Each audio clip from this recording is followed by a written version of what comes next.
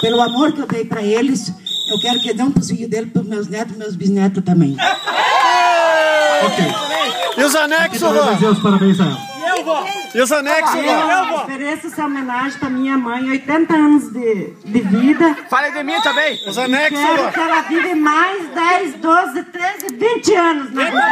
Não, depois do 13, os anexos, vó. Os anexos. E viva o Grêmio! Fala de nós. De nós, não. Fala dos anexos, vó. Eu quero fazer uma homenagem. Fala Bom, do... um minutinho a todos, eu gostaria de agradecer esse encontro dessa família. Maravilhosa, né?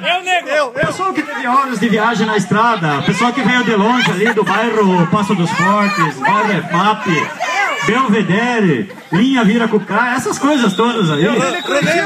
Então, todo mundo que veio de longe, a minha estimada... Eu vim de rodeio chato. Amada, querida, né? O pessoal que veio... Atenção, tem o pessoal de fora aí, do Mato Grosso, presentando esse evento. Por favor, meu primo querido.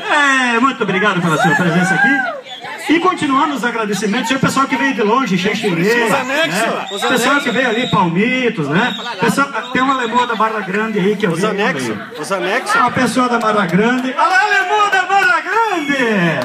Obrigado pela sua presença aqui também. E a todos os anexos. E daí, só para continuar, só para completar essa fala. Quando... muito obrigado. Só isso? Nego. Eu só peço ao meu genro, dou muito amor e carinho pro meu genro. Os anexos, vó. Os anexos, vó. Os anexos.